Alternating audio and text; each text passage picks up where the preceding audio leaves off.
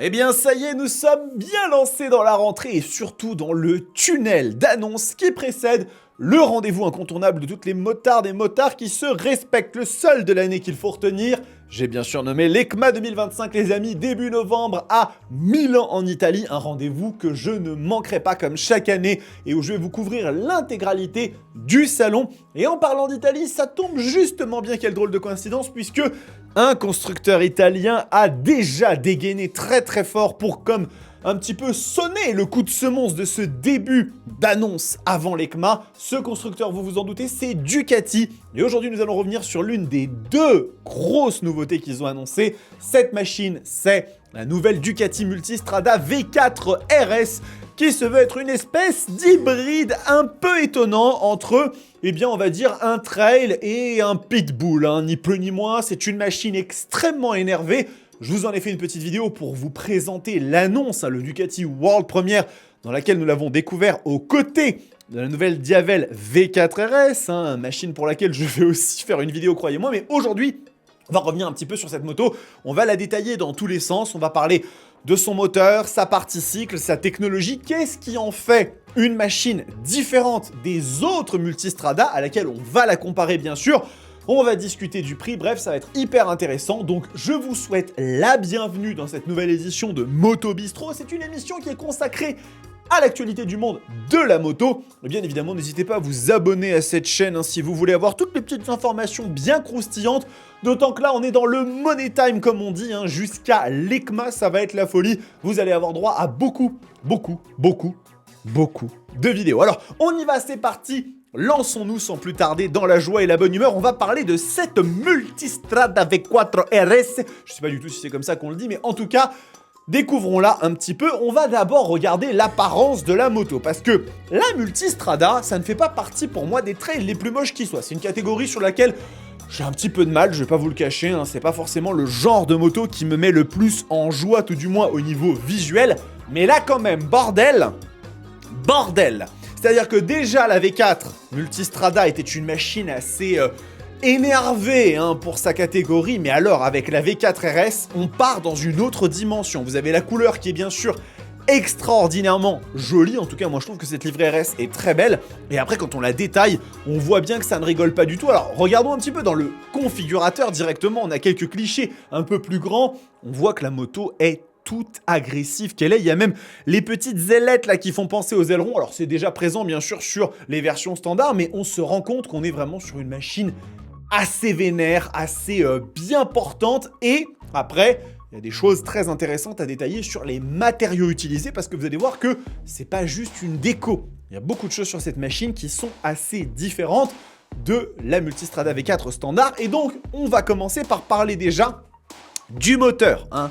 L'accélération fulgurante avec le Desmosedici Stradale. Et pourquoi je parle de Desmosedici Stradale et pourquoi est-ce que je le mentionne? Parce qu'en fait, ce moteur, les amis, ce n'est pas le même que celui de la Multistrada V4 standard. Et non, si on va regarder un petit peu, là vous êtes sur la fiche technique de la Multistrada V4 standard, on va dans le moteur, vous voyez qu'on va retrouver un V4, mais c'est le Gran Turismo. Et oui, sur la Multistrada V4 RS, on retrouve le moteur Desmosedici Stradale de la Panigale, de la grande sœur hyper sportive, celle qui fait 214 chevaux. Et donc, il y a plusieurs choses qui diffèrent. L'une d'entre elles, c'est que déjà au niveau du positionnement de ce moteur en termes de régime, on n'est pas du tout à la même chose. Hein. Si vous regardez un petit peu ici, eh bien les courbes de puissance et de couple sont placées d'une façon qui est beaucoup plus dans les tours hein, que la Multistrada V4 standard. Ce qui d'ailleurs n'est pas forcément pour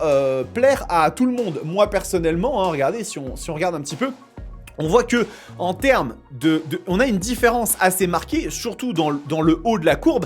Et après, au niveau du couple, c'est positionné un petit peu plus haut. Hein. Ici, on va avoir le couple qui va être disponible un petit peu plus rapidement sur une Multistrada V4 standard. Alors, bien évidemment, ça nous donne 180 chevaux, donc on en gagne 10 de plus par rapport à la Multistrada V4 standard, 118 Nm, donc c'est aussi une grosse machine. On perd quand même du couple par rapport à la Multistrada V4 standard, ce qu'on va gagner en puissance. Et si après on va regarder un petit peu dans les accessoires, vous avez la possibilité de rajouter un petit système d'échappement complet pour 3372 €, ce qui va rajouter quelques deniers comme ça à la facture, on y reviendra au prix de la machine, mais qui permettent de gagner, si on regarde, eh bien 8 chevaux en termes de puissance, donc la faisant passer à 188 bourrins. La Multistrada V4 RS était déjà sortie l'année dernière, et pour le coup, elle avait un petit peu plus de patates, on pouvait monter jusqu'à 195 chevaux, mais ça les amis, ça s'appelle Euro 5+. Donc vous voyez que déjà, en termes de moteur, on a des choses qui sont intéressantes. On a le système desmodromique sur la machine. On va avoir donc une distribution desmodromique qui permet d'aller chercher plus de tours minutes, quelque chose que la Multistrada V4 ne possède pas. Maintenant, si on va regarder du côté du Jazzy, le Jazzy de la machine, parce que ce dernier évolue aussi, il y a plusieurs choses qui sont très intéressantes, et l'une d'entre elles, c'est la sous-structure arrière en titane de la moto. Ce qui fait que, additionné à un certain nombre d'autres éléments en carbone, notamment, vous voyez que si on regarde un petit peu la machine sous tous ses atours, on distingue un petit peu de la fibre de carbone par-ci par-là, le bec, les pare-mains, le garde-boue, on a pas mal de petits éléments comme ça dans le matériau noble, et bien ça va nous permettre de gagner jusqu'à 6 kg sur le poids de la Multistrada V4S, la machine va faire 225 kg, donc ça commence quand même à faire léger pour un trail, ça commence vraiment à être un trail énervé, un trail de 180 chevaux, ça commence à être beaucoup, et donc on va retrouver un châssis qui est développé autour d'une roue avant de 17 pouces, contrairement à une Multistrada standard qui, elle, si on va regarder un petit peu les tech specs, les dimensions, vous allez voir qu'on va retrouver notamment des jantes qui sont en 19 pouces, on va les retrouver juste par ici, ZR17, donc ça sur le pneu arrière, et sur le pneu avant, on va être en 19 pouces, là, vous voyez, juste ici, alors que sur cette nouvelle machine, on est sur une roue avant de 17 pouces qui va donner plus d'agilité, plus de sportivité à la moto, ce qu'elle va perdre peut-être un petit peu en termes de confort. Mais l'objectif d'une Multistrada V4 RS, c'est de taper comme ça, là, et de tout niquer sur circuit. Me demandez pas pourquoi. Donc le cadre, monocoque en aluminium, ça ne change pas. Et puis l'angle de chasse, 25-75 contre 24-5 pour les autres versions. Vous voyez qu'on a des petites modifications pour lui donner un côté un petit peu plus énervé. On retrouve aussi des suspensions Öhlins Smart C 2.0. Donc on retrouve de la suspension semi-active sur les modèles standards, mais en marque, c'est du Sax peut-être, ou pas du Kayaba, ça doit être du Marchesini. Non, Marzocchi, je vais y arriver, pardon, excusez-moi. Là, on est sur du Öhlins, donc on est vraiment sur un cran au-dessus en termes de sportivité, de dynamisme. Vous allez voir que c'est pas nécessairement le cas de toutes les machines, puisque par exemple la Multistrada V4 Pikes Peak et ensuite la Multistrada V4S, elles ont elles aussi des différences à ce niveau-là. Bon, entre autres, on va retrouver un système de freinage Brembo Stilema, parce que pourquoi pas, il faut quand même que la machine puisse être arrêtée de façon sympathique. Roue forgée Marchesini, pneu Pirelli Diablo Rosso 4 Corsa, encore une fois, ça c'est pour donner beaucoup de dynamisme à l'ensemble. Et puis, comme je vous le disais, un sous-cadre arrière en titane. Alors là, il mentionne avec possibilité de monter un top case, comme je n'ai pas réussi à retrouver les informations de la Multistrada V4 RS de l'année dernière. Vous me direz s'il était possible de monter le top case l'année dernière, ou si c'est quelque chose qui n'est possible que depuis cette année. J'en serais extrêmement reconnaissant. Autre chose qui a beaucoup évolué cette année par rapport à l'année dernière, ça concerne l'électronique de cette machine, puisque vous vous en doutez, une Multistrada qui est pensée pour aller sur circuit, il va quand même falloir lui donner une petite armada comme ça de puces électroniques de façon à ce qu'elle tienne bien le pavé. Et bien l'une des nouveautés, c'est le DVO, le Ducati Vehicle Observer, qu'on avait découvert sur la nouvelle Panigale V4, qui est une sorte en fait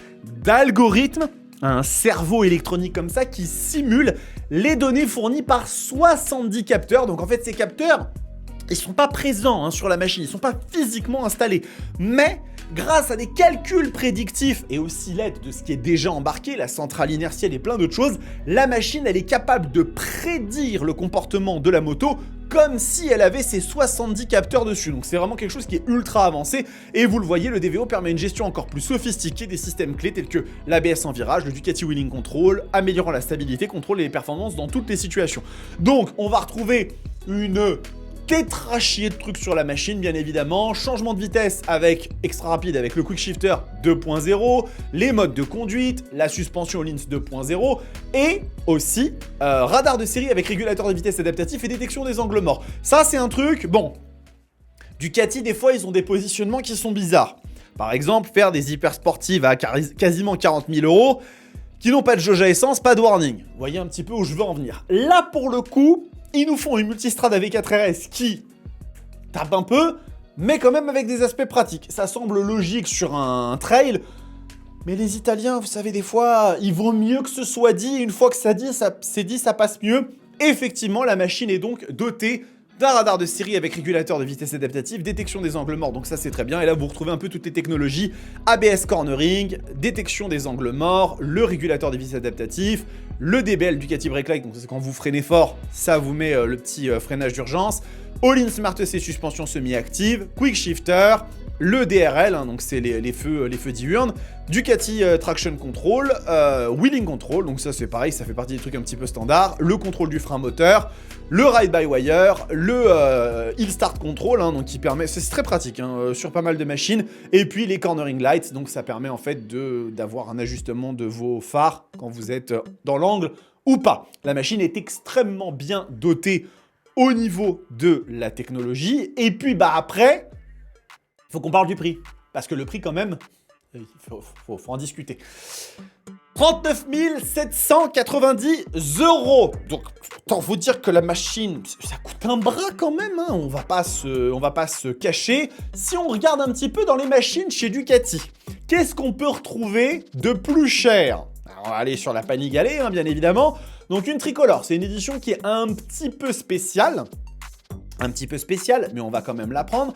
La Panigale V4S, elle vaut 34 690 €. Donc c'est quand même assez cher. Une tricolore est à 54 000 €, donc ça va, l'honneur est sauf. Bon, on n'est pas non plus... faut pas déconner, hein, la tricolore, ça reste une machine qui est hors du temps.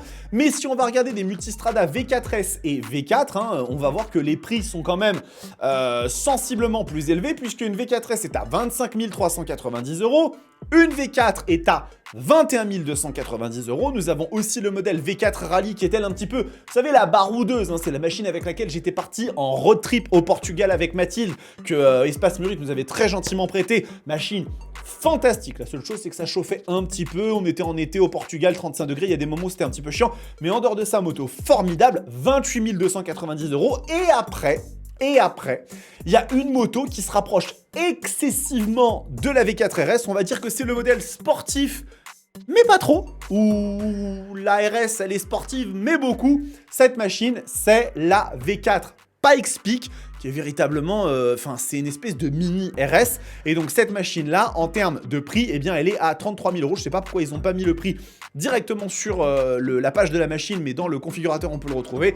On est donc ici à 32 790 €, 33 000 €. Donc comparé avec cette Multistrada V4 RS, on se retrouve avec une machine qui vaut quand même 6 000 € de plus qu'une Multistrada V4 Pikes Peak, mais avec quand même beaucoup de choses en plus. C'est une machine qui est vraiment déjà dotée d'un moteur qui n'est pas le même, c'est le Strada, il y a une sous-structure en titane, elle gagne du poids, etc., etc. Bon, vous me direz dans les commentaires si vous trouvez que c'est excessif ou pas. Ça reste une machine absolument dinguissime et je pense qu'on serait très nombreux à rêver de pouvoir ne serait-ce qu'en conduire une, ou alors en posséder une dans le garage, à voir. Mais en tout cas, voilà ce que je pouvais vous dire sur cette Multistrada V4 RS. Il faut bien savoir que c'est pas forcément une révolution par rapport au modèle précédent. On retrouve beaucoup des choses qu'on avait sur le millésime 2024.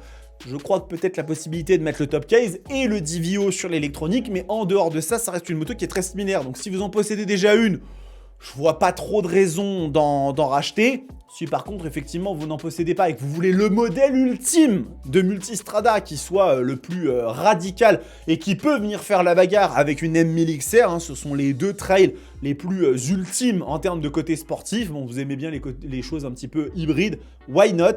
Eh bien voilà, vous avez toutes les informations, mais ce n'est pas tout, puisqu'il y a une autre vidéo qui va arriver, les amis. Là, on va parler de la Diavel V4 RS, et là, vous allez voir qu'il y a quand même beaucoup de différences. Donc, restez bien connectés, abonnez-vous à cette chaîne, c'est vraiment la chose la plus importante que vous puissiez faire ce mois-ci, et même dans les prochains mois, hein, c'est s'abonner à la Roadsters TV. Le petit like et le commentaire aident beaucoup à soutenir l'algorithme, et puis bah, ça m'aide aussi à en savoir un peu plus sur vous. Et si vous voulez avoir ces vidéos un peu en avant-première, vous avez le statut Roadsters qui me soutient concrètement, pardon, et qui permet bien du coup d'avoir quelques petits avantages comme les vidéos en avant-première. En attendant les amis, prenez soin de vous, kiffez vos bécanes. Ciao!